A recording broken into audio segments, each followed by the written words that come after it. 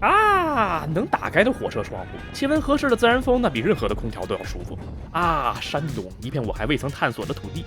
那么，如果能有一趟列车，能让我一边享受沿线的新鲜空气，一边深入的探索山东，不就完美了？别说，还真有这么一趟车，从菏泽到威海，从白天到夜晚，开着窗户横贯几乎整个山东半岛，那还说什么呢？开拱吧！所以，本期视频您将看到绿皮地铁。怀旧列车，熏踪狂喜，深夜放送。好的，各位上午好，我是虾，欢迎来到几年前的宇宙中心的上级单位车站。要说菏泽站的造型还是很气派的，很有高铁站的感觉。但我们今天要做的是个和高铁八竿子打不着的东西。不过吧，这个东西可能比高铁还要爽，还要舒服。那么话不多说，我们进站。其实进来之后才觉出来，菏泽站好像并没有特别大。我们的车停了最靠近候车室的1站台，出了这个门就到。不知道各位有没有看出来车厢上的一些端倪？是的，今天要送我们去威海的是老式的25B 车厢，头顶的小蘑菇们已经表明了他们的身份。今天的这一大串25B 绿皮车厢里边，除了中间的一节软卧车自己有个柴油发电机可以带动自己的空调之外，其他的车厢都是没有空调，只有电扇和可以打开的窗户的真老绿皮车。所以，即便今天的当班机车和电3C 0632具备直接给车厢供电的能力，也只能像拉货车一样，让那几个红色的供电插座摸鱼睡大觉了。那么接下来这台机车就会带我们于上午10点06分从菏泽站出发，沿着新石线途经济宁、兖州到临沂，转上交新线，再上交际线从青岛北边擦过去，随后在蓝村转上蓝烟线到陶村，换上内燃机车上陶威线，最终于晚上9点40分抵达终点威海站。全程838公里，正点用时是1小时34分钟。虽然今天一半以上的路程都是在白天，但我们还是选择了硬卧席位。白天能有个铺位躺下休息，还是比一直坐着舒服多了。并且能开窗的硬卧，现在在国内已经非常难找了。做完这趟还能不能有下一趟，还真不好说。所以当机会出现的时候，还是赶快抓住吧。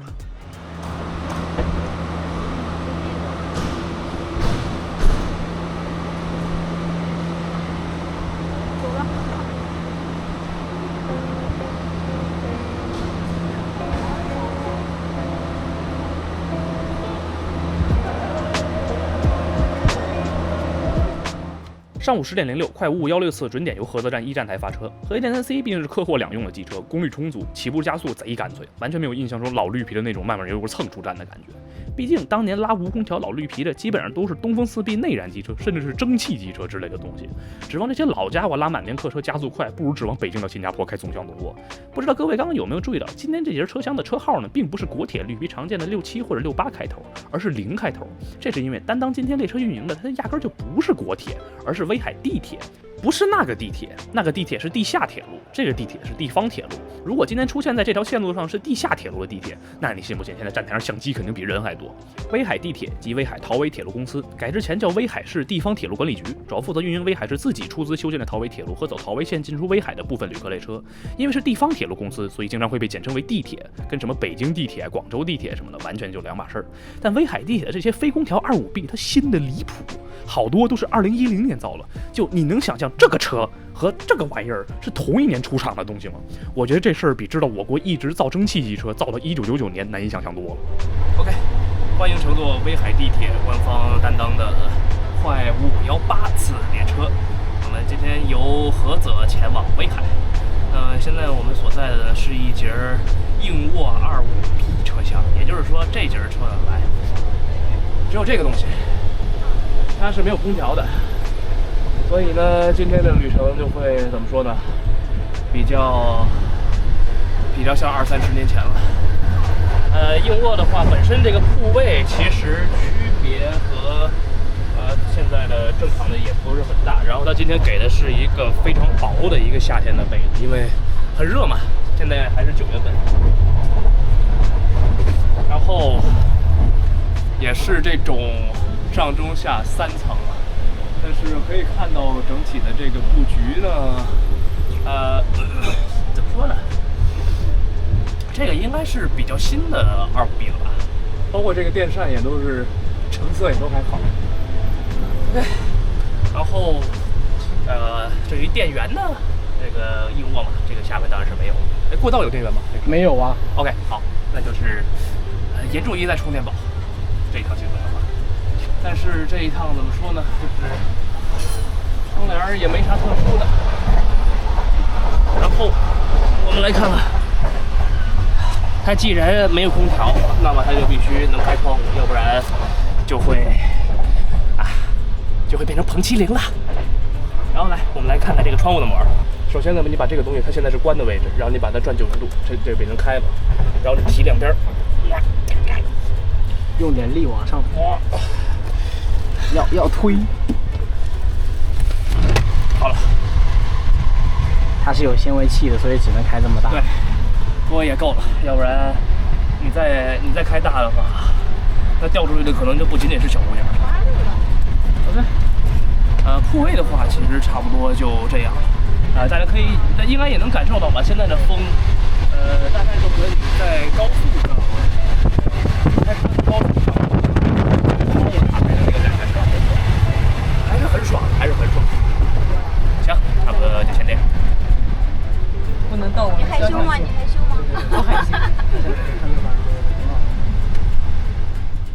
视频拍摄于去年9月初，旁边这几个女生是从菏泽去威海上大学的新生。接下来的旅途中，我们基本上是聊了一路。年轻就是好啊，虽然也并没有比他们大几岁，但我真的感觉很多时候我的思路和想法什么的都已经在往中登甚至往老登的方向去发展了。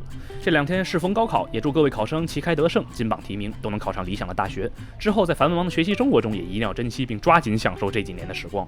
虽然我也并没有比各位大几岁，但这几年下来，我确实是越来越明白为什么大家总说大学可能是一生中最美好的时光了，一定要好好珍惜。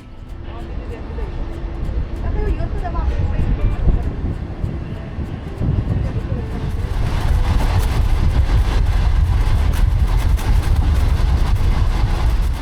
开着窗户看长编组列车连续通过道岔扭来扭去的进站，真的很难得了。欢迎光临兖州站。不过这里呢，并不是曹操和吕布对线的那个兖州。三国时期的兖州指的是现在的巨野和运城，在济宁西边，已经是别的地方了。对面停着的是一个从济南站开往济南站的环形快速列车，这辆快82954每天早上9点半左右从济南站发车，大体上沿着京沪线、新石线、京九线、韩蓟线这么兜一圈，最终于晚上7点50分回到济南站，也是个有点神奇的车了。我们在兖州站要停14分钟，上站台溜溜放分嘛。左边的车辆段里停着的应该是老的救援车底，看着像22B 之类的超级老的车厢，侧墙上还带着加强筋，不知道有没有报废。倒是前面远处就有新的救援车厢，也就是那些橘黄色的东西，老式低站台还是挺有感觉的，特别是配上能开窗的绿皮车。可惜呢，现在的绿皮和以前的其实并不是一个颜色，要是真换成以前的那个草绿色，那估计这趟就又是一趟相机比旅客要多的旅程了。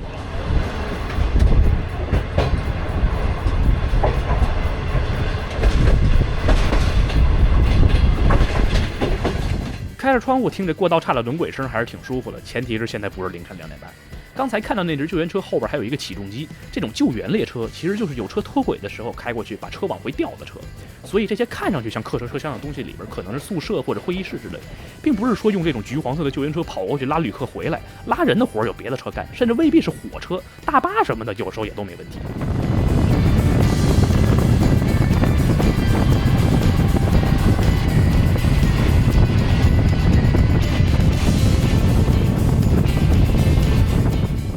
你别说，这车虽然型号上是整个山东省最老的客车，跑的是一点都不慢。出兖州后，直接就是一个2小时的长 stint 到临沂，连中间的曲阜都甩掉了。这样的长 stint 就感觉我们坐的不是老绿皮，甚至不是 K 字头的快速列车，而是直字头的直达特快，没上160，纯粹是因为线路限速只有120。本车的热水是列车员把在其他车厢烧好的热水倒在车厢热水桶里的形式，跟现在比较普遍的自动电茶炉完全不一样。这个活是真的不好干，列车员大哥的背后呢已经被汗水浸透了，真的辛苦了。小鸡炖蘑菇啊，小鸡炖蘑菇，对。咱们上次吃的不就是？你觉得这个好吃还是康师傅那个好吃？我闻的味儿其实是差不多的。我说真的，我没吃出太大的区别，或者是因为上次离得太远了，没什么印象。底下那台是什么？那个就是齿带还是什么？那叫什么？履带发电机，还挺给力的。皮带轮，都发。这还给您车供电啊？不是每个车都有皮带的，应该是3个车用1个。这个车采用的是零车供电方式。临沂，说实话，我对这个地方并不是很熟，唯一的了解可能就是某个用电大户。列车停站的时间比较短，就不下去放风了，并且我们铺位这块的窗户从菏泽到现在就没关上过几秒，风我们大概是非常不缺。合理啊。没地图啊，但是光线不采访一下楼上。啊，采访。你觉得以你的身高，你觉得这个中铺挤吗？我感觉让我非常不舒服。好的，对。好的，那就还是不够高啊。很拥挤的感觉。OK。因为我的身高跟这个有点委屈嘛。因为你大概已经比我高了。对。大高个。哎，山东嘛。我是山东的。但这个钟已经算很高的了。但其实这个中铺应该是比一般的中铺要高一点点。这个是吧？对，因为这个车是这样，这个车它不是没空调嘛，所以它车顶就有别的车会有别的车的车顶会比这个车低，因为它要装那个空调的管线。哦。这个车不需要那个东西。没有空调。对。所以就车顶高很多。对，所以就挤的话也没办法。你能想象到现在这条线路上路权最高的车是我们这么一个连空调都没有的车吗？至少我们当时真的就是这么个感觉。这一段交心线是单线铁路，所以理论上我们隔三差五可能就得找个站停下来，让对面过来的车先走。而实际上呢，其他的客车基本上都是让我们先走。我们路过一些办理客运的站的时候，侧线上总会停这个车在给我们让路，并且清一色都是更高级的空调车，这感觉也是够神奇的。虽然说这应该就是正常的跟着时刻表走到上下客，不是纯粹的技术停车回让，但是这种好车让破车的感觉还是有一种奇妙的违和感。不过他们即便停久了也有空调吹风，我们停久了车厢里就容易变成带窗户的篷车了。这么一想的话，确实还是他们停下来让我们保持移动比较好，大家都熟。还行，它至少是橡胶风挡，它不是2B那种铁风挡，还可以。但是还是远离。这边是，很明显，这大家看这个布局应该就能猜到。当然我也是猜的，但是无以反证为之。这边是一个，应该就是一个把厕所的坑填了之后变成的洗手台。其实我现在站的位置大概就是坑。就正常吧，25B，反正如果各位有勇气的话，就可以跟我一块看下去，快速过一遍。我尽量把它拍的能看一点。其实是比想象中要干净了，但是就这个他的门，OK， 锁定好了，这门得踢一脚才关得上。由于是直拍，所以我就不拍我正下方的东西了。差不多就是这样，但是这个好，可以。这直拍厕所，所以也没那么多可说的。差不多也就这样了。镜子倒确实是一直都很干净，还可以，不错。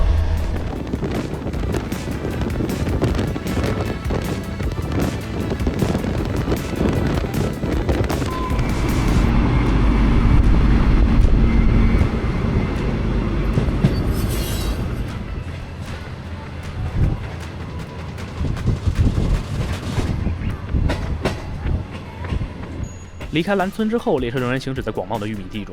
之前我一直以为这样的场景只有在东北才能见到，来到这里才知道，原来山东的玉米产量也这么巨大。视频拍摄时是9月初，夏季播种的玉米应该快成熟了，田里密密麻麻的全都是玉米杆，非常有精神。太阳即将落下，田间的玉米也即将变成金黄色，而当日落的金光洒在田间，洒在疾驰的列车上，又透过车窗洒在车内，可能这样的景色就是我每次出门都对路途中的所见所感充满期待的原因吧。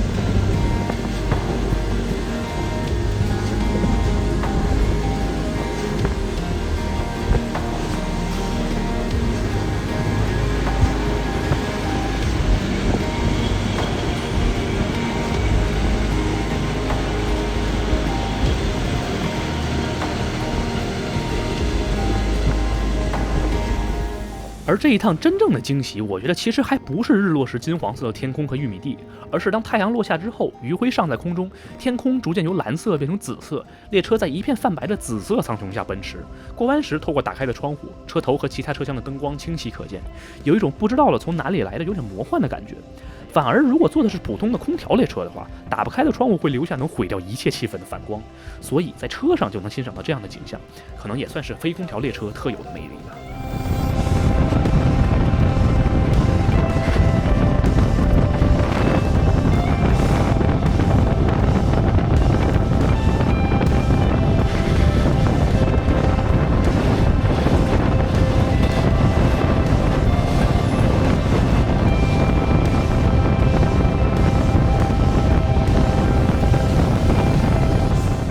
桃村站，桃威铁路的起点站，从这里再往前，上了桃威线就是威海地铁自己的区间了。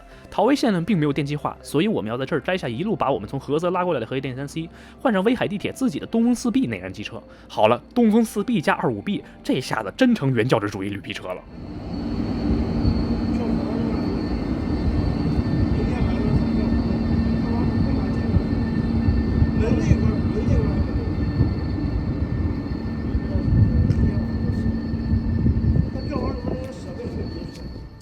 现在列车有点晚点，所以挂上之后可能直接就一脚油拱出站，咱也别在车头干等着了，赶紧回来吧。虽然我们的车厢离车头老远，但是发车的时候还是能听见一股淡淡的240柴油机的声音，这个感觉一下子就上来了。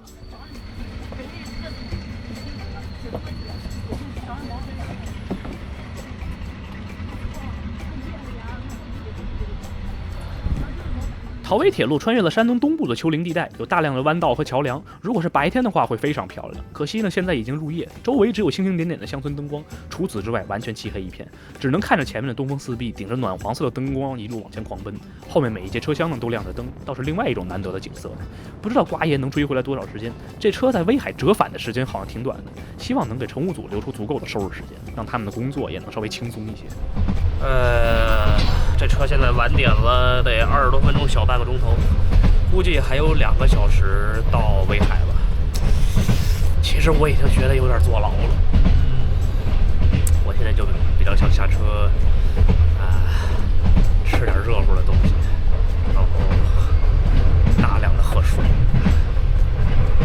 反正就这个车怎么说呢，就它确实是很有意思，我们今天也看到了非常不错的景色。但是你要说让我天天做这东西的话，那确实。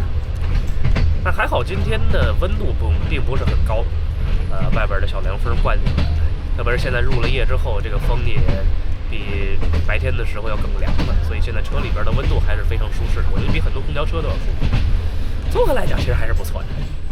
欢迎来到乳山，北方著名生蚝产地。不知道各位有没有吃过乳山的生蚝？我们这次呢，在威海吃到了一种大概是3倍体生蚝的巨大烤生蚝，那东西的壳恨不得有我半个电脑屏幕那么大，肉呢也是巨厚，几乎不可能一口吃下一个。但其实我会更喜欢小一点的正常尺寸生蚝，这个巨物吧有点不太好进味儿，蒜蓉的味道呢进不到肉里边，反而是正常尺寸的那个酱和蚝肉的比例就非常的合适。不知道大家是怎么觉得的呢？拍完最后一个站，行，然后就可以歇一会儿。最后一站我们都要结束了，家人就要再见了，就要再见了，说 say goodbye 和这个主播有幸坐在了一起。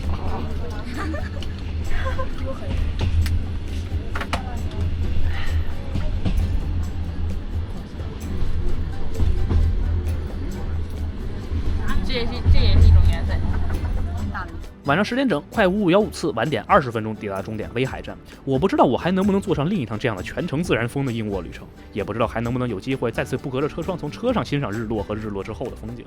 这趟列车票价低廉，深受沿线旅客喜爱，上座率也非常的高。但现在可能是因为并不是假期的高峰期，目前威海地铁的这趟硬座加硬卧加软卧的全功能绿皮车仍然处于停运状态。希望暑假的时候还能拉出来跑跑吧。车厢呢都很新，大家也都喜欢，真的是一趟好车。感谢一路上铁路工人的服务与协助，这辆列车的列车员们真的都非常好，很热情，很亲切。也感谢各位能看到这里，如果喜欢的话呢，也欢迎点赞投币，手动关注一波，你的支持会帮助我们产出更多更好的视频。旅途辛苦了，那么我们下期再见。